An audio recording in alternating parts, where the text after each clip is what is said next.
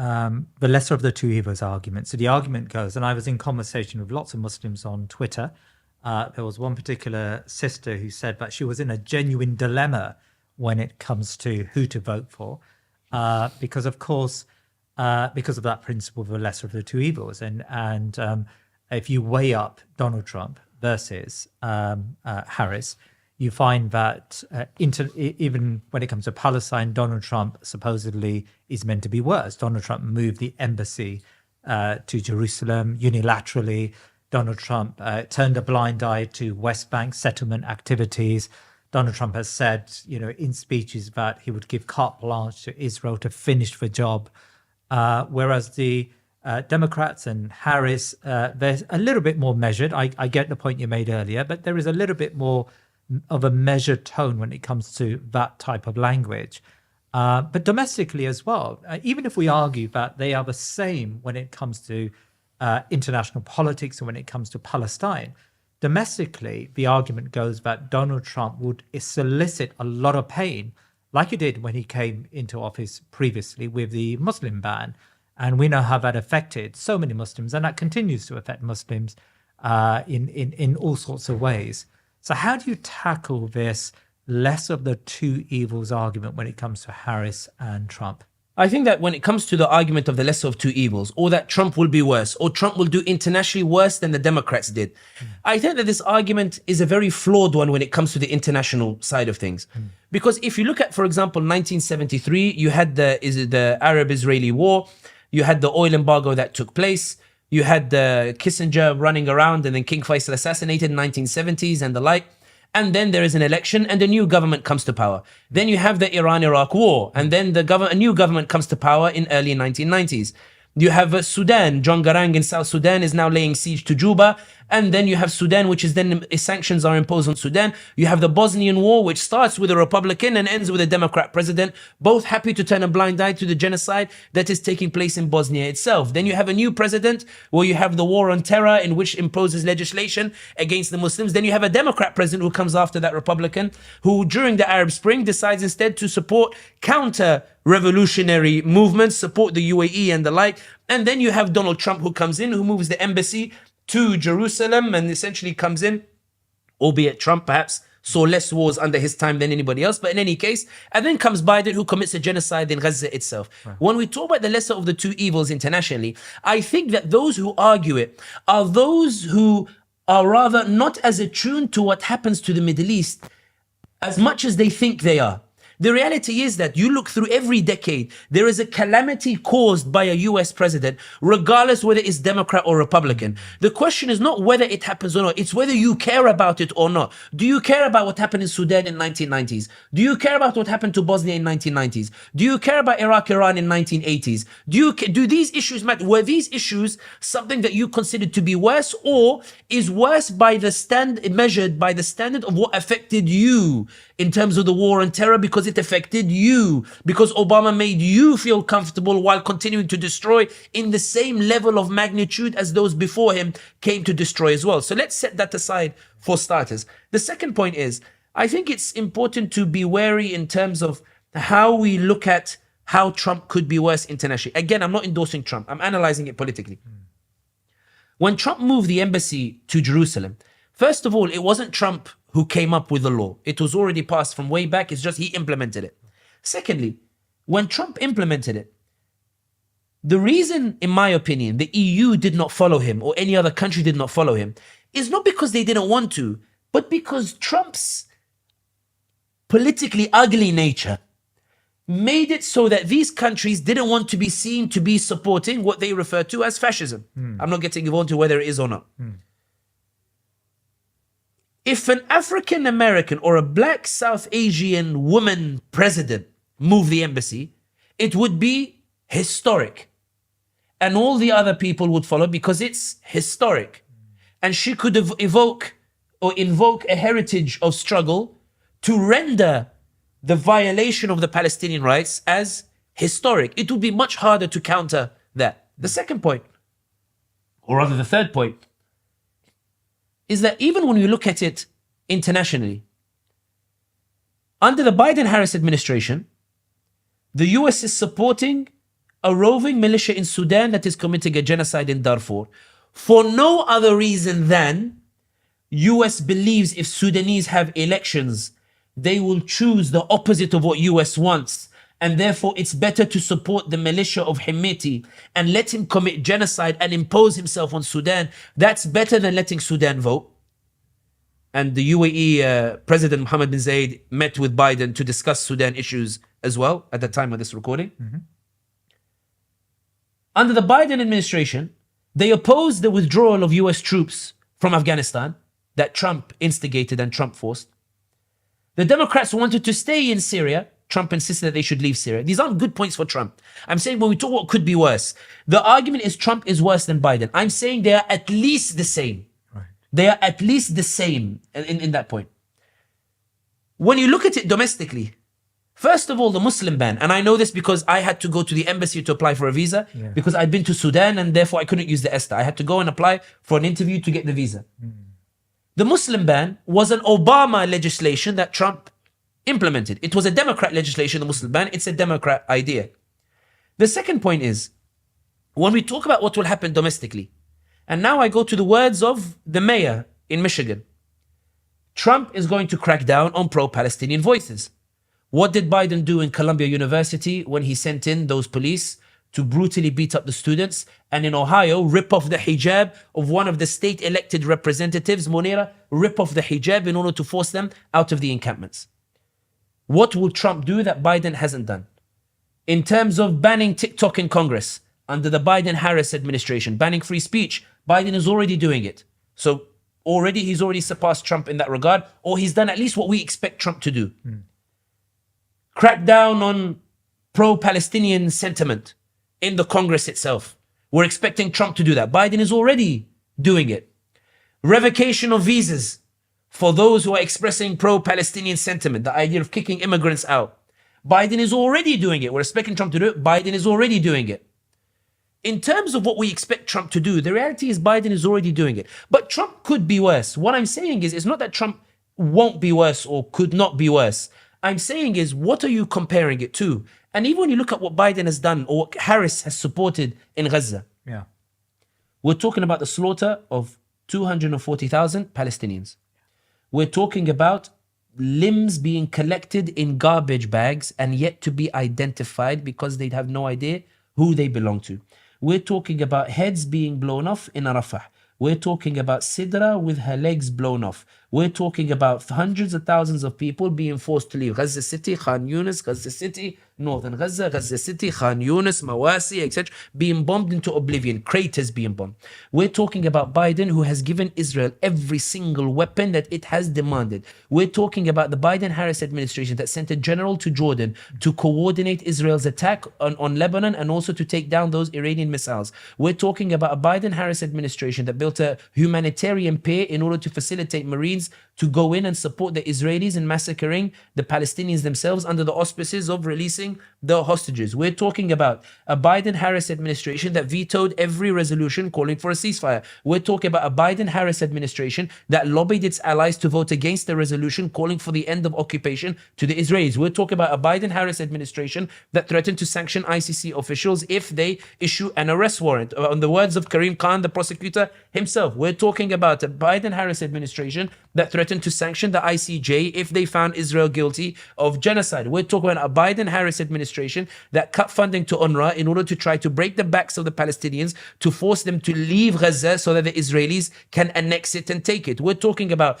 a Biden-Harris administration that on October 20th presented a bill to Congress to ask for $14 billion to give to Sisi and to give to King Abdullah of Jordan so that they can open the borders to allow the Palestinians to enter their lands. We're talking about a Biden-Harris administration that asked for $14 billion to build tents to keep the Palestinians there so that Israel could annex Gaza and Netanyahu could have his victory. We're talking about a Biden-Harris administration that when they met with the Palestinians at the White House, when Biden was shown the picture of what's happening in Palestine, he turned his head and said, I've seen these pictures, and showed no empathy whatsoever. And people can watch the interview that the gentleman did with Omar Suleiman in which he describes it. We're talking about a Biden-Harris administration that when an American citizen called Aisha Noor from Seattle was shot in the head by Israeli forces 26-year-old, Allah yarhamha, when she was killed because she decided to leave Seattle, go to the West Bank, go to support the Palestinians, to provide aid, to provide humanitarian aid. The Israelis shot her in the head. We're talking about a Biden-Harris administration that didn't call her family, that didn't give condolences,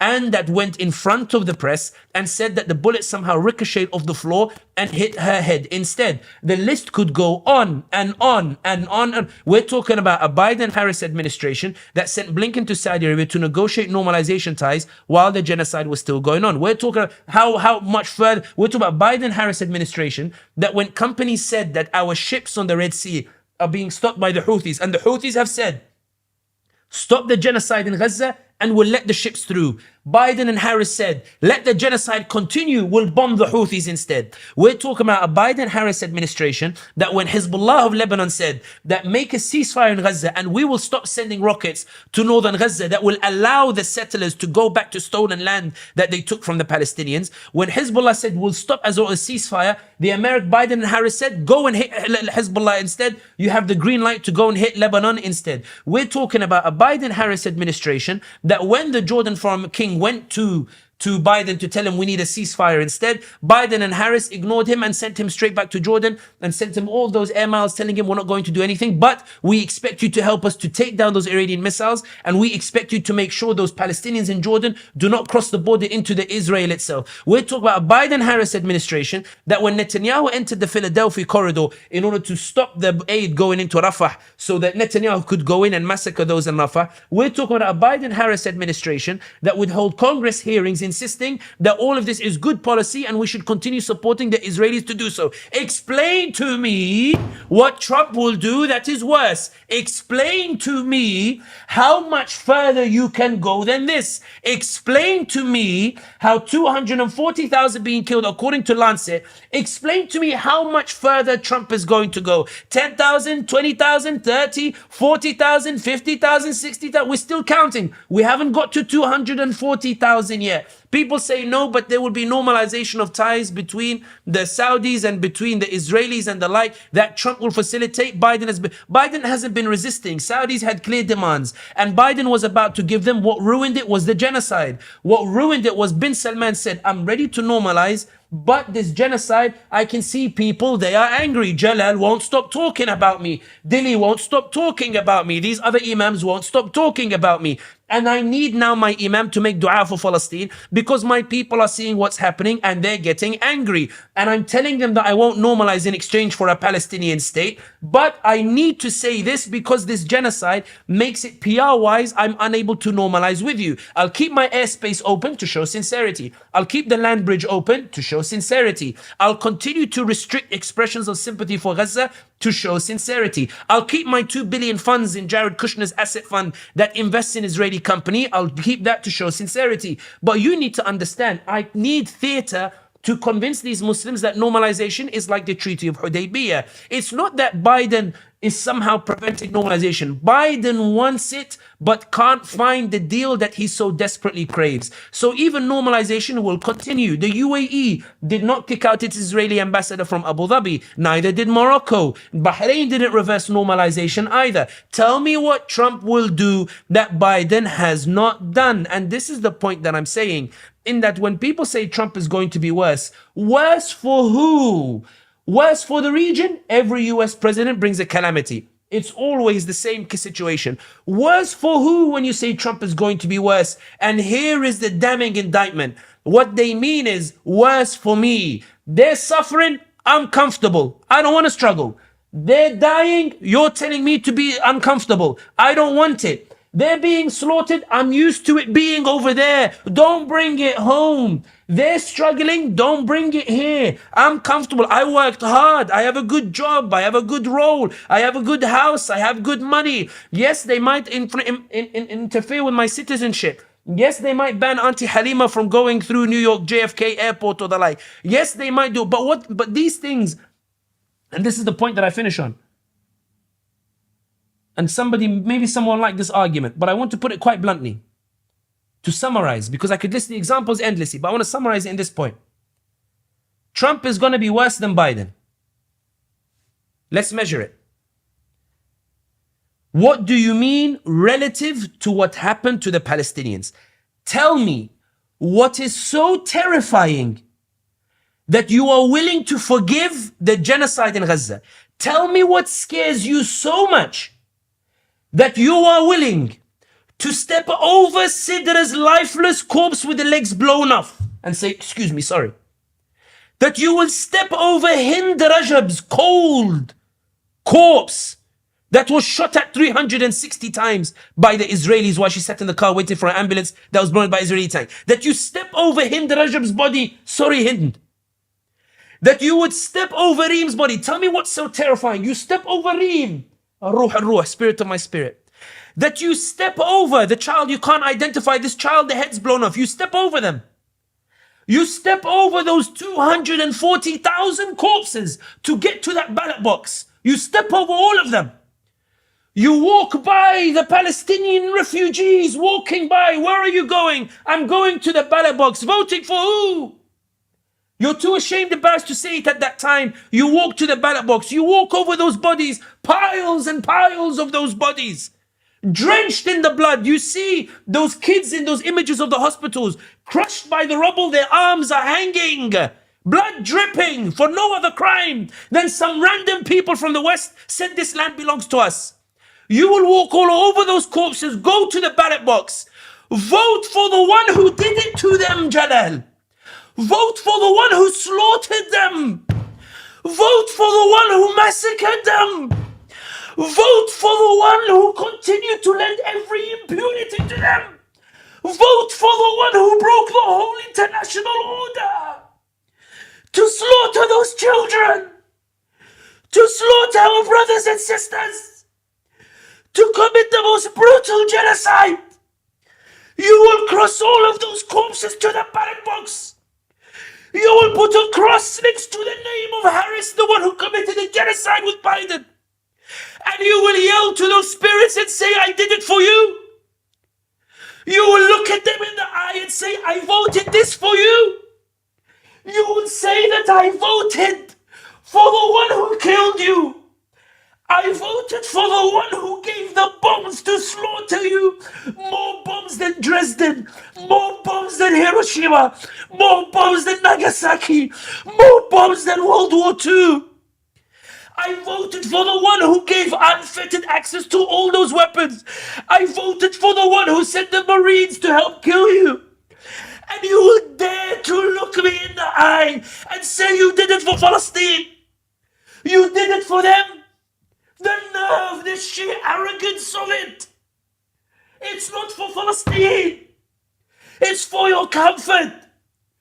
It's for your status quo. It's for the luxury that you live. Trump is not going to blow up your limbs. You're not going to have a limb amputated in the next 4 years because there's no anesthesia. You survived 4 years of Trump. You can survive again. 240,000 Palestinians did not survive 4 years of Biden. You survived Trump. You survived it. You didn't have your home taken from you. It wasn't handed to Ben Shapiro. It wasn't given to Ben Walsh. The National Guard didn't ethnically cleanse California of Muslims. They didn't go to the East Coast where it's colder. None of that happened to you in the 4 years. None of that will happen to you in the next 4 years. What are you so scared of? That you will go to the ballot box and say, I'm voting for the genociders. Why would you rescue Zionism? Why would you rescue Zionism when it's buckling? Why would you restore their invincibility when it's breaking? Why would you go to the ballot box and say, Zionism, let me prove to the world that even if they support a genocide, they can still win because no one betrays Zionism? Why, when you have the chance to break the two-party system, you go and rescue Zionism? Why, when you have the chance to finally let people lose because they supported Zionism, why would you go and help Zionism prove that 99 races run, 99 races won? Ya Ilahi! Let there be justice in the world. You will not struggle like the Palestinians. You will not suffer anything like them. Yes, CD, if you don't censorship issues with America, come to London. London is nice once you get used to the weather. But do not say you're doing it for Palestine. Don't say you're doing it for Palestine. Be honest and say you're doing it for yourself. Because you don't want to be a people of struggle. Because the Prophet Muhammad sallallahu alayhi wasallam, the reason he was so successful was because he continued to persevere through the struggle. He was offered the dunya, he said, I will not give up justice. He was offered the comforts, he said, I will not give up justice. But we're telling our kids that you are not successful until you have the home and the Tesla. Even when you think about it,